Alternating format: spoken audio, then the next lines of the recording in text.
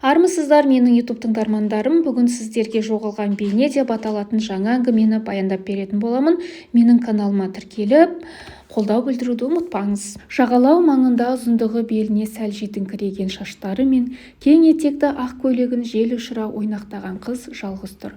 Ойына әлдене оралатын сияқты. Айлық түскен ести сала оқу аяқтап жұмысқа кіргелі алғашқы еңбек ақысын алуға асыққан ол жақын маңдағы банкоматқа жайлауата тартты. Неше күннен бері сөмкесінің негізгі бұрышынан тұрақты орын таба жайғасқан карточкасын саусақтарын сүңгітіп жіберіп тағы бір тексеріп қойды. Ішіндегіні дәл қазір алмаса, ақшасы қайта жоқ болып кетердей-ақ барынша асыға түсті. Қарсы беттен банкомат құрылғысына қарай беттеп келе жатқан бойы ортадан жоғарылау келген, үстіне қоңыр күртеше киген, қою қара шашты ақ құба жігітті байқап, одан бұрын жетуге тырысып жүрісін тіпті жылдамдатты. Міне банкоматқа да жетті. Жол бойы қолына ұстап дайындап келе жатқан карточкасын экранның сол жақ төменгі бұрышындағы жіңішке сызыққа салып кеп жіберді. Бірақ бәрі ол жоспарлағандай бола қоймады. Қырсыққандай құрылғы карточканы салған күй жұтпай тұрып алды. Шыдамсыздық танытып қозғалмай тұрған карточканы бас бармағымен ари теріп қалды. Бұл жолы жұтуын жұтқанмен экран түк болмағандай үнсіз меңірейіп тұр еді. Не тіл таңда, не құпия сөз жаз деп көрсетпегенін көріп, бірдеңені бүлдіргенде де қатты бүлдіргенін біле қойып, өн бойынан суық тер бұрқ ете түсті. Не істерін білмей артқа бұрылғаны сол еді. Жаңа банкоматқа өзімен қатарласа жеткен жас жігіт бұған қадала қарап тұр екен. Бәрін бақылап тұрған болса керек. Жою түймешесін біраз уақыт үздіксіз басып тұрыңыз, деді жымиып. Езуі жымиған мен көздеріміз бықпастан өткірлене ұшқын шашып суықтау қарағандай болды. Тез арада қимылдай қоймасын білсе керек, жылдам алдына шығып өзі айтқан ақылын орындай бастады. Бір қырындап сәл алды да тұрған бейтаныстың жүзіне таңырқағандай қадала қарап тұр еді. Кенет қолына мінекейіңіз, енді өзі алмайынша ари термеңіз деп карточкасын ұстатып жатқан бірақ аңғарып қысылған болды. Жүзі сондай өткір, әрі көздері ерекше ұшқын шашып тұрғандай көрінді. Нағыз ер жігітке лайық мінезді түр деп ойлады ішінен. Бетпе-бет ұзақ қарап тұруға қауқары жетпей, көздерін тайдырып әкетті. Жаңа ғана осы жігіттен бұрын жетуге асығып, банкоматты қызғанғанын ойлап іштей бір түрлі ыңғайсыздана түсті. Дауысы шығар-шықпас қана бәсең үнмен рахмет деп алғысын білдіріп, аламын деген ақша да жайында қалып жөніне кете барды.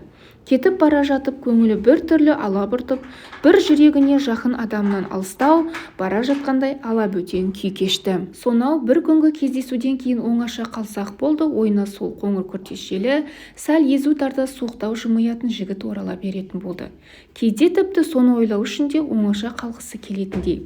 Сондай бір ойға шомғанда өзінің еріксіз жымиып отырғанын байқап, қап ешкім көріп қоймады ма екен деп қысыла айналасын лезде бір шолып шығады. Оның бейнесін көз алдына елестетпеген күні жоқ шығар сірә. Бірақ неге екенін сонда да оның бет-әлпетін есіне анық түсіре алмай әуреленді. Жанарында өткір ұшқындап тұратын ерекше екенін көргенмен анық елестете алмады. Тек шашы мен қоңыр күртешесі, сосын ерекше жағымды иіс суы есінде қалыпты. Күн өткен сайын оған деген ықыласы да ауа түскендей. Әншейінде ең жек көретін қоңыр түсі де жылы түске айналып, маңайынан үнемі сол қоңыр күртешені іздеп жалтақтайды. Бірақ кездестіргеннің бірде-біреуі оған ұқсамайтындай. Тал бұтақтарына әні-міні үзілуге шақ тұрған жапырақтарын да көзді алатын қызыл сарыларына қарағанда қоңыр қошқыл түстілер ыстық көрінетін болды. Ойында сол адаммен жолықтырған тағдыр екінші ретте кездестіруі тиіс деген бір сенім бар. Әшейінде жаны жазуға құмар, осы күз келгелі тіпті шабыттана түскендей. Жазып біткен әр мақалаларын редакторға табыстамайынша көңілі көншімейтіндей. Бүгін де сол соңғы жазғандарын тиісті жеріне табыстағаннан кейін келіскендей құрбыларымен кешкі серуенге шықты. Қоңыр жел әжептәуір мазасыздана ұйтқи соққаны мен аса салқын емес еді. Кенет тоқтай қала жел соққан жаққа бетін тоса, көздерін жұмып тұра қалып, «Уа, қоңыр жел, бүгін онымен кездестірші» деп тіледі ішінен. Оның мұндай ерсілеу қылықтарына үйреніп қалған құрбылары мән бере қоймады. Саябақ маңында бір топ жігіт тұр. Мінезі бір тоға тұйықтау ол үнсіз. Күнделікті тіршіліктен әрі аспайтын әңгімеге араласуды қажетсіз деп санаған. Қолындағы шылымының таусылғанын көріп, тағы біреуін тұтатпақ ниетпен төс қалтасына қолын салып, қорабын шығарғаны сол еді. Осыны күтіп тұрғандай тағы жақтағы екі жігіт қолын созды. Үлестіріп болғаннан кейін бұларға анадайдан жақындап келе жатқан үш қызға көзі түсті. Сол жақтағы шашы ұзындау қара торы қызды танып, қос саусағына қыстырып қойған шылымын тұтатпастан костюмінің төс қалтасына қайта сүңгітіп жіберді. Жанындағылар назары басқа жаққа ауып тұрғанын байқап, бір қағытып қалды. Қыздар жақындадау дегенде қарсы аяңдап дәл сол қыздың алдына барып тоқтады. «Қалайсыз?» деп жүзіне қадала қарай күлімсіреді. Бірақ қыз үндеген жоқ. Ол бетіне тесіле қараған күй ләм деместен бұрылып өте шықты. Артынша бір топ қарға қарқылдай көтерілгендей достарының күлкісі шықты.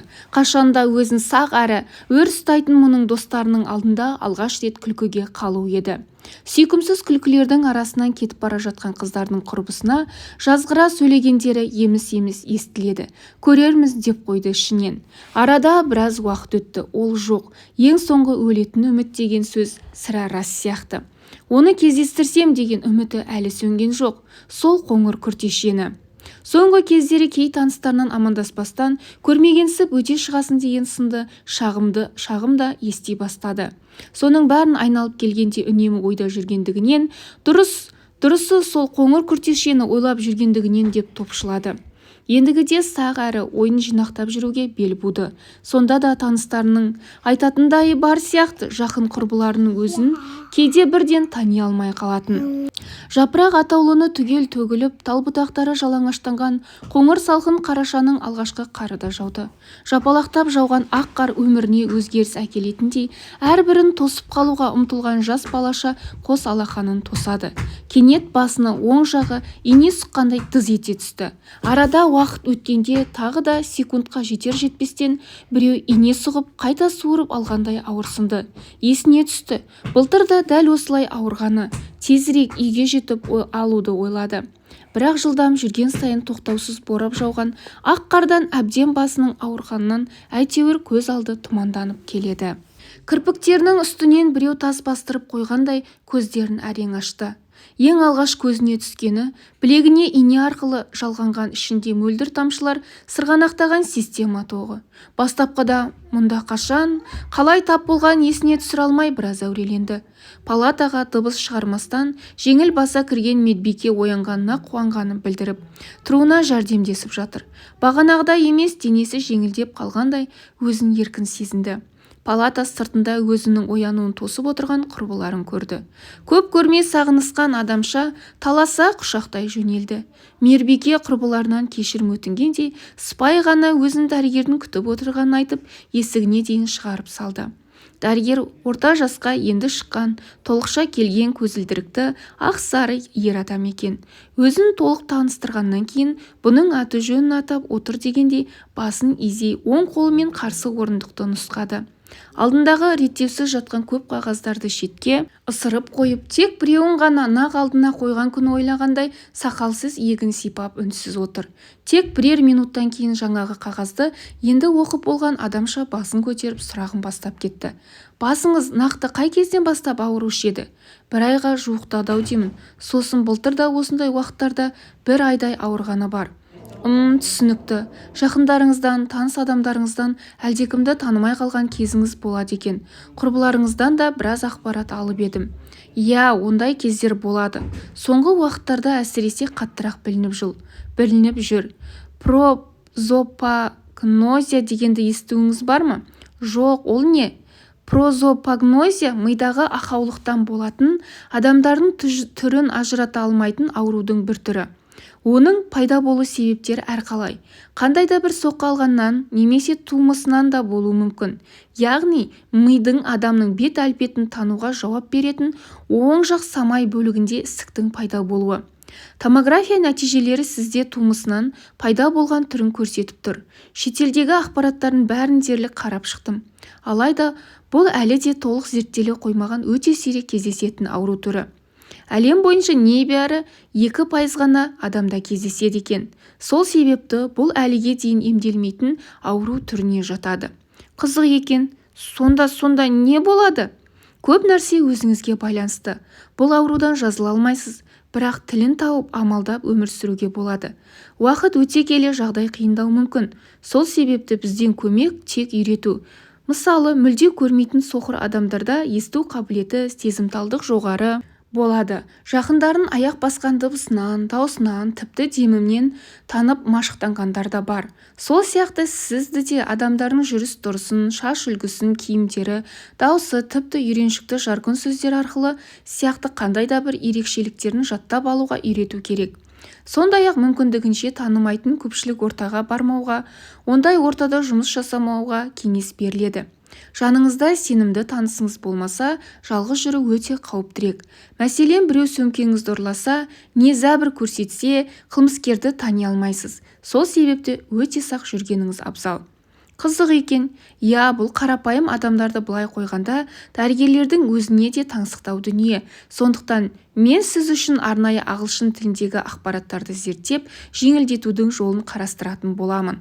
Ал сізге жаңа айтқанымдай, маңайыңыздағы жаңа танысқан адамдарды зерттеп, ерекше қабілетін жаттауға бұл ауру қатты асқынып асқынбайтыны әзірге белгісіз. Қатты асқынған жағдайда адам айналадағы өз бейнесін де танымай қалады. Танымай? Жан-жағына қарамастан аурухананың ұзын дәлізінен дәрігердің айтқан соңғы сөйлемін күбірлей қайталап келеді. Содан кейін ойына бірден ол оралды. Сонда мен оны осы уақытқа дейін аралығында бір емес, тіпті бірнеше рет көріп, жанынан өзім қарамай өтіп кету мүмкін екен ғой деген суық ой кетті басына. Бәлкім өткен жолы саябақта алдыма келіп амандасқан жігіт сол болсашы? Құдай-ау, расымен де сол болуы мүмкін ғой. Егер ол болса, маған қатты ренжіген де болар. Мені өзінше көкірек біреу екен деп ойлап қалған шығар. Осындай ойлармен арпалысып, ауруханадан шыққан күйі саябаққа қарай жалғыз беттеп келеді. Ендігіде қоңыр күртешені санасына мүлде өшіруге, жалтақтап оны іздемеуге уәде етті. Құдайдан да әр таң сайын онымен жолықтыршы деп дұға тілемейтін болды. Оны кездестірген күнде де бейнесін қайта жоғалтып алатынын, ал ол үнемі қоңыр күртешесін ғана киіп жүрмейтінін ойлады. Түскі үзілістен кейін шөлтеп су ала қояйын деп дүкенге кірген. Шағын дүкеннің ішінде адам көп. Кезек алуға касса маңына таяды. Қарсы алдында осыдан 3 ай бұрын жолыққан қоңыр күртешені көрді. Сол деді ішінен таңырқай. Туп-тура осы білінер-білінбес жіп ізімен өрнектеле түскен сызықтарына дейін таныды. Ол ары қарап тұрған еді. Ондай күртеше жалғыз сонда ғана емес шығар деген оймен тағы да жақындай түсті. Таныс иіс, әтірінің иісі. Құдай-ау, бұл расымен де сол ғой. Сол, нақ соның өзі. Енді ойында мүлде күмән қалмады. Қобалжығаннан аяқ-қолдары дірілдеп, не істерін білмеді. Сәл қозғалса болды, буындары ұстамай құлап қалатын сияқты. Жүрегінің дүрсілін жақын тұрған ол естіп қоярдай-ақ қысыла түсті. Кенет ол артына қарады. Бейтаныс жүз, бірақ шашы сондай қою қара шаш. Тек түрін алғаш көріп тұрғандай. Көзі де сондай өткір, бірақ басқаша. Өзіне бажырая қарағанын байқаса керек, ол да бұған қадала қарап жымиып тұр. Жымиғаны қызық, жүзі суықтау, көздері күлімдейді. Сәлем. Мен есіңізге түстім бе ақыры? Біз таныспыз ба? Олай дей алмайын, бірақ жолыққанымыз анық. Ұмытуыңыз мүмкін емес. Банкоматқа қатысты кішігірім жағдай орын алған. Содан кейін де бірнеше рет көрдім. Тіпті көзіңіздің қырында салмай өтесіз. Алдыңызға барып амандасуға саябақ маңындағыдан ұятқа қалармын деп батпай жүрдім. Міне бүгін өзіңіз алдымнан шыға келдіңіз. Кешіріңіз, мені біреумен шатастырдыңыз-ау деймін. Мен сізді мүлде танымаймын деді де кері бұрылып, қолындағы суды қайта тоңазытқышқа салып сыртқа атып шықты. Артынан ол қайта қуып келердей жүгіріп келеді. Тек қатты ентігіп шаршағанын сезгенде артына бір рет бұрылып қарады. Біршама алыстап кетіпті. Жол жиегіндегі бір орындыққа келіп, қос қолмен бетін баса отыра кетті. Аузына келген кермек дәммен бетіне қолына жұққан дымқылдан жол бойы жылап келгенін сезді. Өзегін бір өкініш өртегендей. Қанша уақыт тәңірден тілеп қиялында күткен адамын дәл алдына келгенде оны басқаша қарсы алды. Аңсап күткен адамына танымаймын деп өтірік айтты. Сол үшін де өкінді. Басқа амалы да жоқ еді. Ойлап қараса Құдайдан тек екінші рет кездестіруін ғана тілеп жүріпті ғой, басқасын емес. Сол үшін оны жазғыра алмайды. Оның бейнесін санасында бәрібір жоғалтып алатын ойлады. Міне қарғыс атқыр. Қазірдің өзінде оның бейнесі есінде жоқ. ол оның бейнесін тағы да жоғалтып алды. Есінде қалғаны тағы да сол баяғы қоңыр күртеше ғана. Осылайша өрмекшінің торындай көрінер-көрінбес наққылдай үміт те ақыры үзіліп тынды. Жағалау маңында ұзындығы беліне сәл жетіңкіреген шаштары мен кең етекті ақ көйлегін жел ұшыра ойнақтаған қыз жалғыз тұр. Ойына әлдене оралатын сияқты. Көзінен иегіне қарай сырғанай тамшылаған жас қолындағы кішкене домалақ айнаның бетіне тамды. Айнаны жоғары көтере беріп еді, дірілдеген жалғыз тамшы лезде сырғанап кетті. Жүзіне тақап қарады. Өз түрін алғаш рет көріп тұрғандай.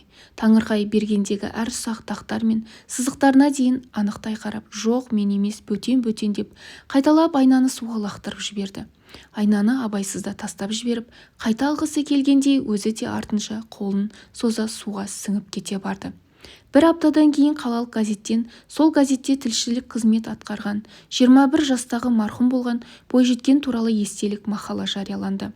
Мақала соңында бойжеткеннің "Мен оның бейнесін тағы да жоғалтып алдым" деп басталатын соңғы айларда жазған күнделігінен үзінділер беріліпті. Суреттегі сүйкімді келген қара торы қызды бірден танып, газетті қолына алып, қоңыр күртешелі жігіт оқи бастады. Әңгіменің соңы. Назарларыңызға рахмет.